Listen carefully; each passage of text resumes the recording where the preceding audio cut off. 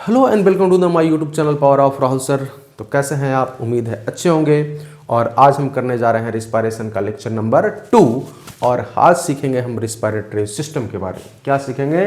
Respiratory system के बारे में। रिस्पायरेटरी सिस्टम,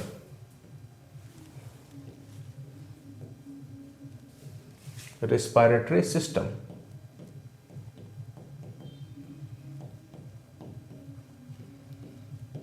यानी कि श्वसन अंग या श्वसन तंत्र। और हम जानेंगे कि इसके अंतर्गत कौन कौन से अंग आते हैं। तो ये जो बोर्ड पे डायग्राम दिख रहा है बच्चों, आपको इस डायग्राम को आपके अपने कॉपी में बना लेना है और साथ ही साथ बनाना है, ताकि आपके एग्जाम में जब आ जाए प्रश्न कि श्वसन तंत्र का नामांकित चित्र बनाएं तो आप बना पाएँ। तो साथ साथ बनाना है और साथ साथ सीखना है कि कौन सा अंग कहाँ पे है। तो सबसे पहला जो अंग आपको दिखेगा वो है आपका नोज। क्या है? नोज यानी कि नाक। क्या है? नाक। और नाक से ही हमारा श्वसन स्टार्ट हो जाता है। क्या होता है? नाक से हमारा श्वसन स्टार्ट हो जाता है। क्या क्लियर है? और यहीं से हवा इंटर हो जाती है। इसके आगे बढ़ेंगे तो आपको दिखेगा नेजल कैविटी। क्या दिखेगा? Nasal cavity. Nasal cavity, nasal cavity. नासा गुहा, नासा गुहा। और इसी नासा गुहा से हवा आगे बढ़ेगा। और इस नेजल कैविटी के 3 हिस्से होते हैं। पहले हिस्से का नाम है आपका वेस्टिबुलर रीजन, दूसरे का नाम है ऑल्फैक्टरी रीजन और तीसरे का नाम है रिस्पायरेटरी रीजन। ठीक इसके आगे जब आप बढ़िएगा बच्चों तो आपको एक ऐसा चीज दिखेगा जो पाचन तंत्र और श्वसन तंत्र दोनों का कॉमन मार्ग है। यानी जैसे यहाँ से भोजन जाता है और भोजन यहाँ से बढ़ा और यहाँ पे आया, ठीक है, ये वाला हिस्सा में आया। ठीक ठीक उसी तरीके से अगर आप सांस ले रहे हैं तो हवा भी आएगा और हवा आएगा तो भी इसी हिस्से में आएगा। हवा भी कहाँ आएगा? इसी हिस्से में आएगा। तो ये भोजन के लिए और हवा के लिए दोनों के लिए कॉमन, यानी कि श्वसन तंत्र और पाचन तंत्र दोनों के लिए कॉमन मार्ग है। तो इस कॉमन मार्ग को हम कहते हैं फेरिंग्स। क्या कहते हैं? फेरिंग्स, ग्रसनी। क्या कहते हैं? ग्रसनी। ये ऐसा अंग है जो पाचन तंत्र और श्वसन तंत्र दोनों के लिए क्या है? कॉमन मार्ग है, यानी कॉमन पाथ है। ठीक इसके आगे बढ़िएगा तो आपको दिखेगा वोकल कॉर्ड। क्या दिखेगा? वोकल कॉर्ड, जिसको लैरिंग्स बोलते हैं।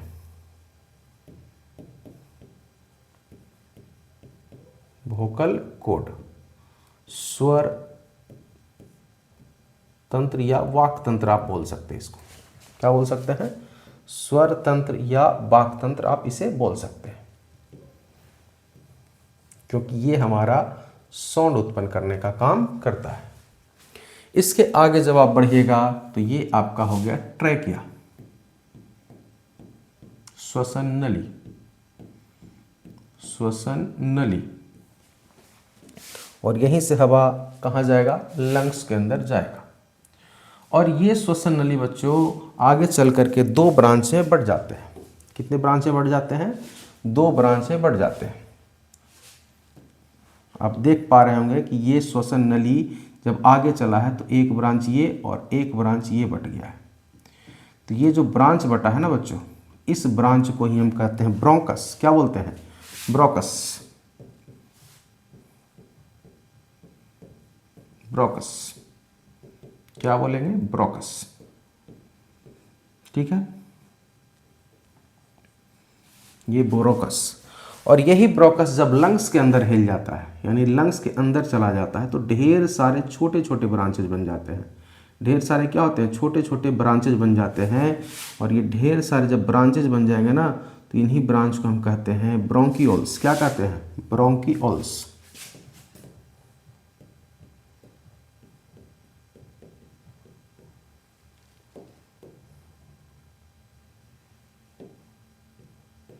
ब्रोंकियोल।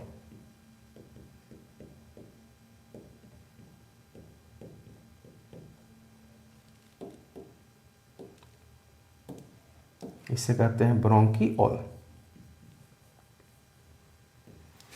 अब दो हमारे हो गए लंग्स। क्या हो गए? दो लंग्स हो गए हमारे।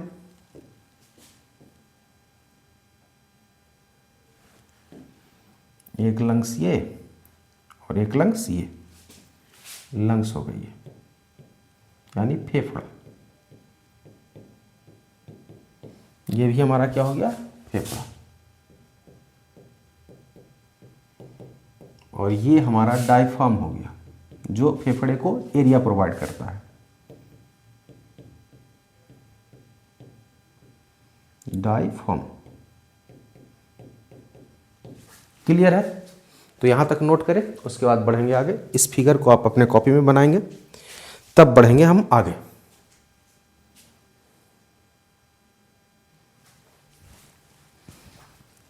बढ़े तो सबसे पहला हिस्सा हम पढ़ेंगे नोज। किसके बारे में पढ़ेंगे? नोज के बारे में पढ़ेंगे।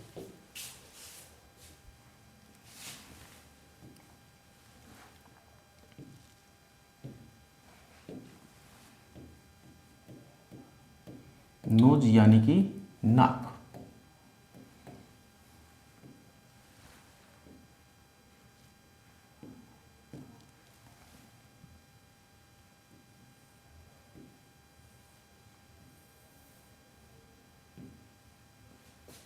नाक। तो ये मानव श्वसन तंत्र का शुरुआत यहीं से होता है। कहाँ से होता है? मानव श्वसन तंत्र का शुरुआत यहीं से होता है। तो पहला लाइन लिखेंगे हम कि मानव श्वसन तंत्र का शुरुआत यहीं से होता है। मानव श्वसन तंत्र की शुरुआत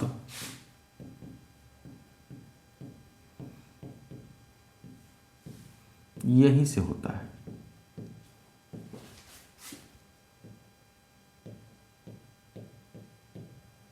मानव श्वसन तंत्र की शुरुआत यहीं से होता है और वायुमंडल से हवा को फेफड़े तक पहुंचाता भी है।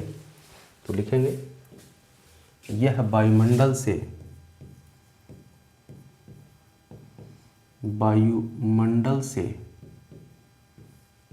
हवा को फेफड़े तक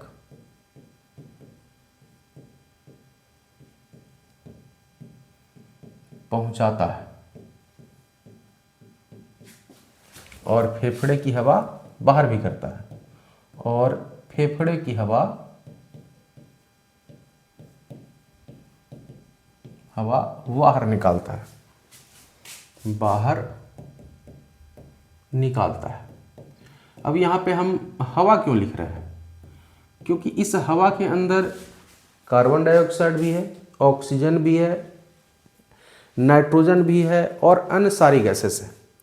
तो जब हम हवा लेते हैं तो सिर्फ ऑक्सीजन नहीं लेते, पूरी की पूरी हवा लेते हैं। और जब हम छोड़ते हैं तो हम सिर्फ कार्बन डाइऑक्साइड नहीं छोड़ते हैं, पूरी की पूरी हवा छोड़ते हैं। सिर्फ और सिर्फ ऑक्सीजन ऑक्सीजन लेने और सिर्फ ऑक्सीजन छोड़ने की क्षमता हमारे अंदर नहीं है। हाँ, ये है कि श्वसन के बाद कार्बन डाइऑक्साइड का अमाउंट बढ़ जाता है जब हम श्वसन में हवा को छोड़ते हैं। तो वो चीज़ें हैं, इसलिए आप यहाँ पे हम हवा शब्द लिख रहे हैं। ठीक है। अब देखिएगा कि इस नाक में दो छिद्र होते हैं। कितने छिद्र होते हैं? दो छिद्र होते हैं। इन दोनों छिद्र का नाम है नोस्ट्रल्स। क्या नाम है? नोस्ट्रल्स।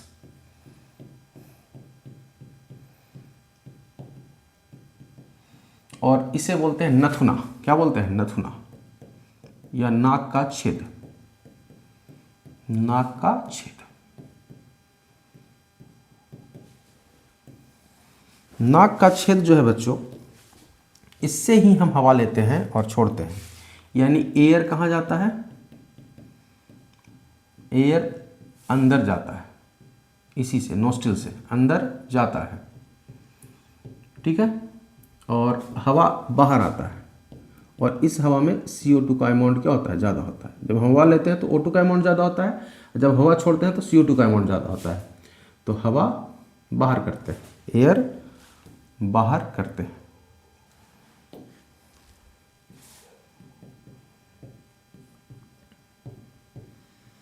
क्या क्लियर है? जब ये नाक के दोनों छेद आगे चलते हैं, जब नाक के ये दोनों छेद हैं, जब ये आगे चलेंगे तो एक चौड़े क्षेत्र में चलेंगे, एक चौड़े क्षेत्र में चलेंगे। इसी को हम लोग बोलते हैं बच्चों नेजल कैविटी। क्या बोलते हैं? नेजल कैविटी, यानी नासा गुहा, नासा गुहा बोलते हैं। तो अगला हमारा क्या हो गया? नासा गुहा, नेजल कैविटी।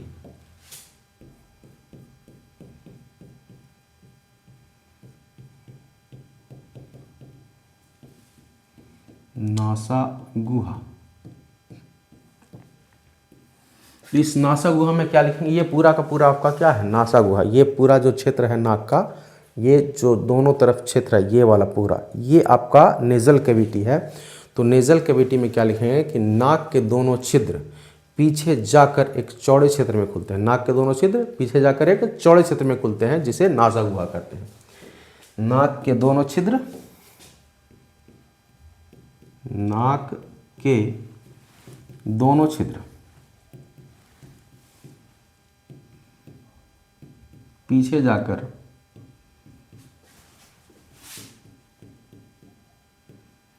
एक चौड़े क्षेत्र में खुलते हैं,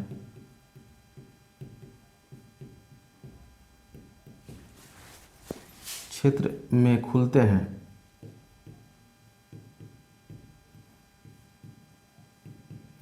जिसे नासा गुहा कहते हैं, नासा गुहा कहा जाता है।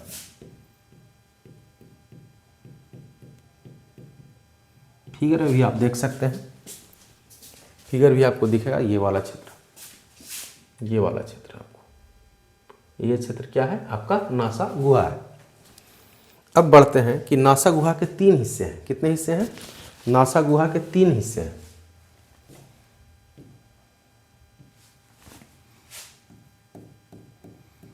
नासा गुहा के 3 हिस्से।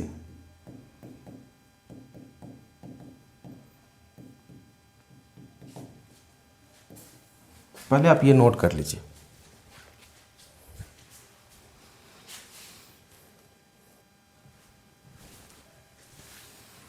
बढ़े आगे। नासा गुहा के 3 क्षेत्र होते हैं। पहले का नाम है आपका बच्चों वेस्टिबल रीजन।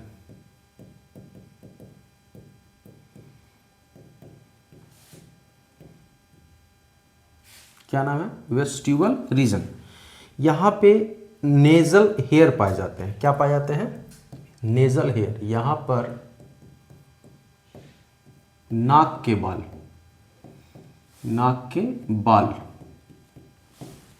और इस नाक के बाल को हम क्या कहेंगे? Nasal hair.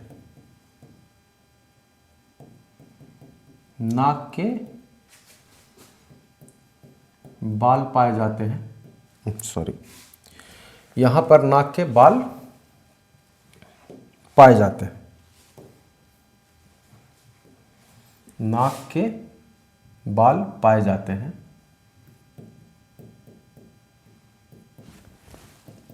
जिसे हम बायोलॉजी की भाषा में सीलिया कहते हैं। क्या कहते हैं? जिसे सीलिया कहा जाता है।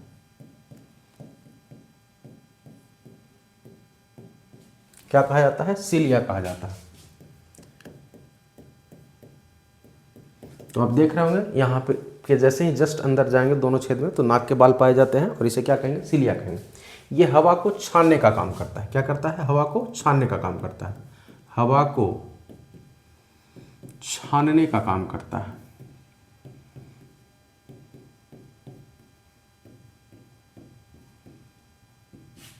जिससे धूलकण, जिससे धूलकण के बड़े कण, हम बड़े कण क्यों लिख रहे हैं? क्योंकि छोटे कण चले जब भी जाते हैं कभी कभी, जिससे धूलकण के बड़े कण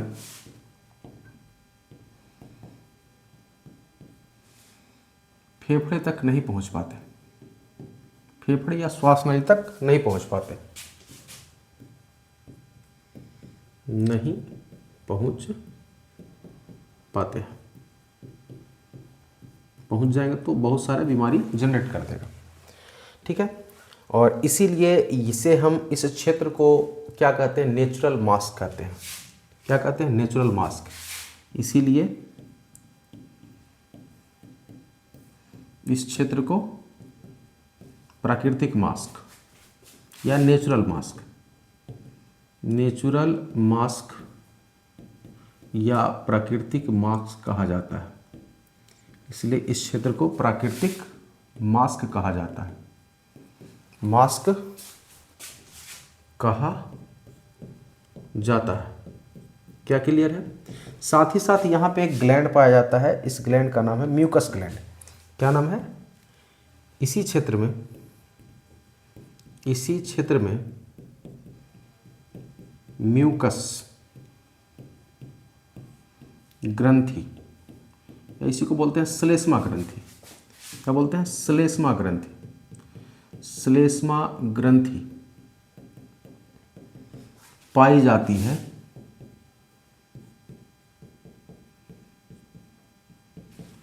जो क्या करता है, हमेशा नाक को गीला रखने में मदद करता है। क्या करता है? नाक को गीला रखने में मदद करता है। इसी क्षेत्र में म्यूकस ग्रंथि पाई जाती है जो नेजल वाटर निकालता है, नेजल वाटर यानी नाक में पानी निकालता है, नेजल वाटर निकालता है। और इसी के कारण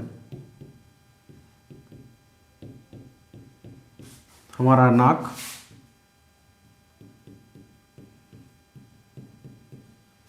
हमेशा गीला होता है, हमारा नाक हमेशा गीला होता है।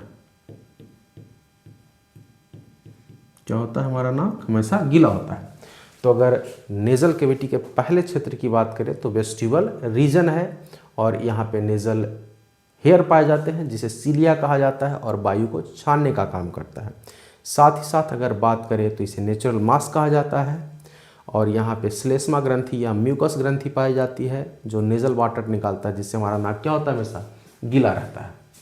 दूसरा जो हिस्सा है उसका नाम है वेस्टिबल रीजन। क्या नाम है? Vestibule reason. सॉरी, पहले का नाम वेस्टिबल रीजन है, दूसरे का नाम है olfactory region. Olfactory region, Hindi में बोलेंगे इसे घ्राण क्षेत्र। क्या बोलेंगे? घ्राण क्षेत्र। ठीक है। तो घ्राण क्षेत्र के बारे में अगर बात करें तो ये वायु के गंध को पता करता है। किसी गंध को पता करता है? वायु के गंध को पता करता है, वायु के गंध को पता करता है। तभी हमको पता चल पाता है ये वायु जो स्मेल हम कर रहे हैं, हवा का गंध खराब है या बढ़िया है, तो वायु के गंध को पता करता है।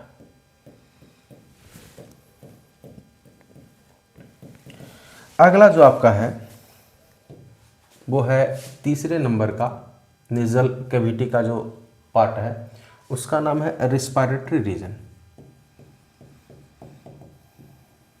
रिस्पायरेटरी रीजन, और ये हवा को क्या करता है, हल्का गर्म करके अंदर भेजता है। तो यह हवा को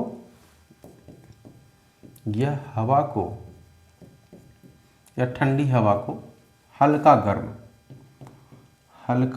या वार्म, हल्का गर्म करके अंदर भेजता है।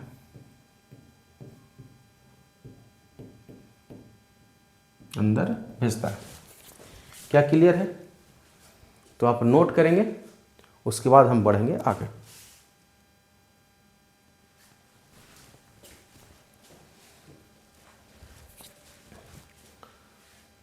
अब जो अगला हिस्सा है बच्चों, वो है आपका दूसरा हिस्सा, उसका नाम है फेरिंग्स, यानी ग्रसनी। क्या नाम है इसका? ग्रसनी। और जब इसकी चर्चा करेंगे तो हम देखेंगे डायग्राम में कि यह है क्या। और हम पहले भी बताए हैं कि यह श्वसन और पाचन तंत्र का क्या है, उभयनिष्ठ मार्ग है।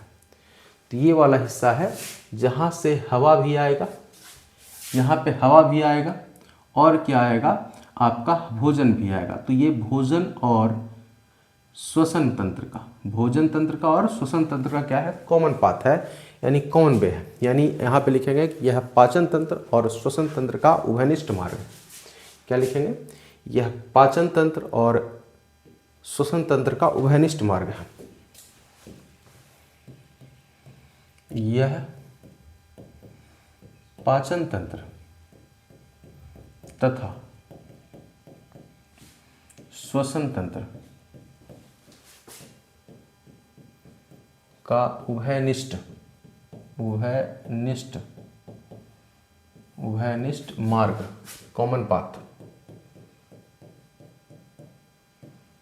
कॉमन पाथ है,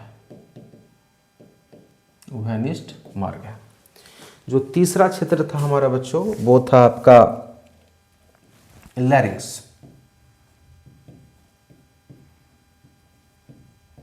इसी को हम बोले थे साउंड वोकल कॉर्ड। क्या बोले थे, वोकल कॉर्ड या साउंड बॉक्स भी बोल सकते हैं, वोकल कॉर्ड या साउंड बॉक्स।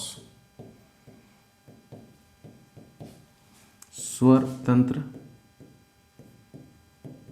नहीं, या वाक तंत्र ही बोल सकते हैं, वाक तंत्र या वाक यंत्र, कुछ भी बोल दे, कोई दिक्कत नहीं है। तो या ध्वनि यंत्र बोल दे, बोल, क्या दिक्कत है, ध्वनि यंत्र, ध्वनि यंत्र।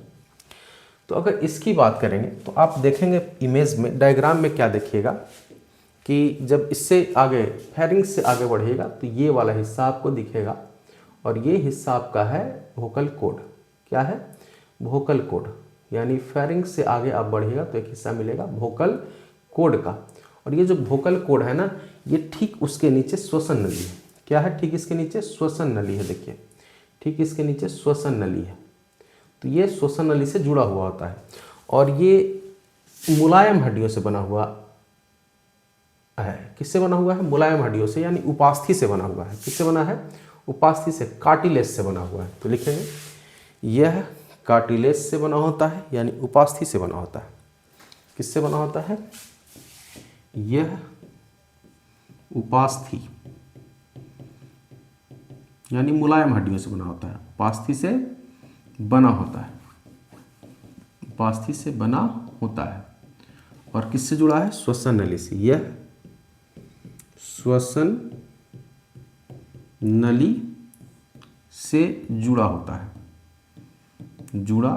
है, और हवा के कंपन के कारण ही ये ध्वनि उत्पन्न करता है। तो हवा के कंपन के कारण,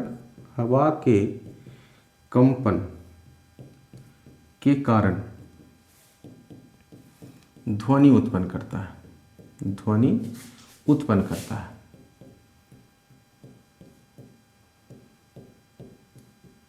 क्या क्लियर है, नोट कीजिए।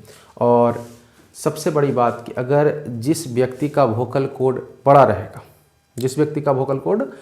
रहेगा, उसमें पिच क्या हो गए, लो हो जाएंगे, और पिच लो हो जाएंगे तो उसका आवाज़ में भारीपन आ जाएगा। जैसे लड़कों का आवाज़ भारी होता है क्योंकि इसके वोकल कॉर्ड्स बड़े होते हैं, और लड़कियों में वोकल कॉर्ड्स छोटे होते हैं, जिसकी वजह से ये पिच इनके हाई हो जाते हैं और आवाज़ क्या हो जाते हैं, हल्के हो जाते हैं, यानी सुरीला आवाज़ हो जाता है। तो यहाँ पे चाहे तो पहले ये लिख लो, उसके बाद बढ़ेंगे आगे।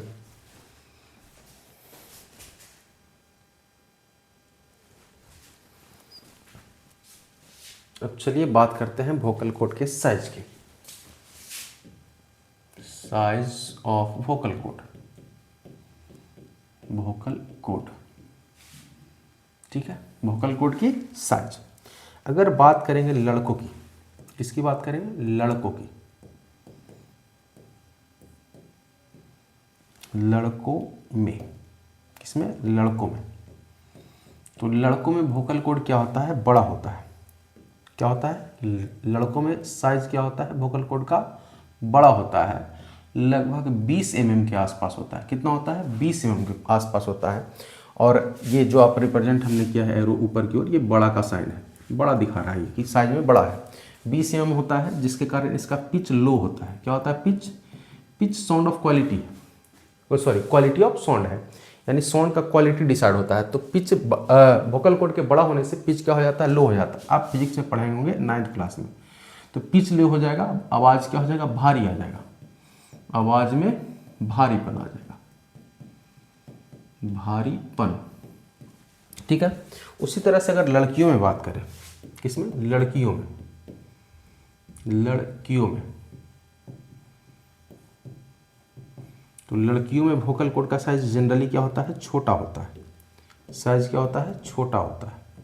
देखिए ऐसे रिप्रेजेंट किया, यानी कि साइज क्या है, छोटा है, लगभग 12 से 14 mm या 15 mm के आसपास हो सकता है, जिसके कारण पिच हाई होता है। क्या होता है, पिच हाई होता है, और आवाज़ क्या हो जाएगा, सुरीला हो जाएगा, आवाज़ क्या हो जाएगा, सुरीला, आवाज़ सुरीला हो जाएगा।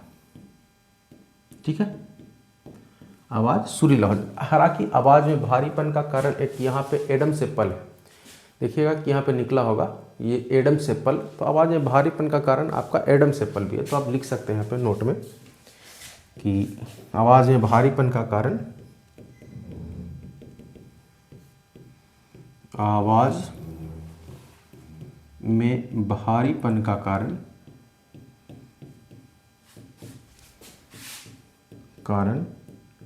एडम्स एप्पल है, एडम्स एप्पल, ये सेब नहीं है। हाँ, ये नहीं कि आप सेब समझ लें। तो भारीपन का कारण एडम्स एप्पल है।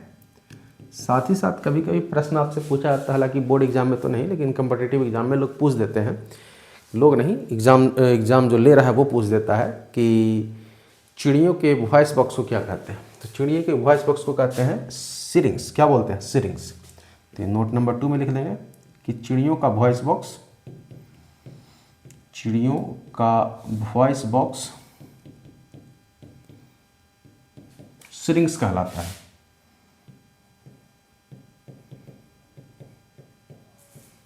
सिरिंग्स, सिरिंग्स कहलाता है। तो हमने आज क्या क्या सीखा बच्चों, हमने सबसे पहले सीखा नोज, नोज से ही श्वसन का स्टार्ट होता है, श्वसन स्टार्ट यहीं से होता है, हवा अंदर और बाहर यहीं से होता है।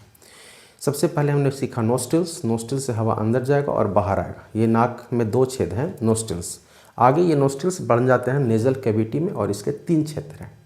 पहला वेस्टिबल रीजन, जहाँ हेयर पाया जाता है, धुलकन को रोकता है, हवा को छानता है, म्यूकस ग्रंथि पाई जाती है जिससे नाक गीला होता है, और इसको नेचुरल मास्क कहते हैं। दूसरा था आपका ऑल्फैक्टरी लोब्स, जो हवा के गंध को पता करता है, और तीसरा था आपका रिस्पायरेटरी रीजन, जो हवा को गर्म करने का काम करता है।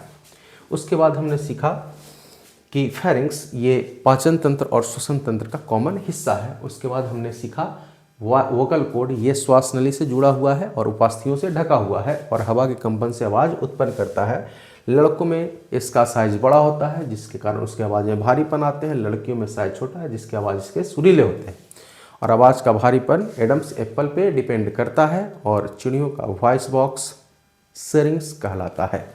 इतना हमने सीखा, और आगे की चर्चा करेंगे हम अगले क्लासेस में।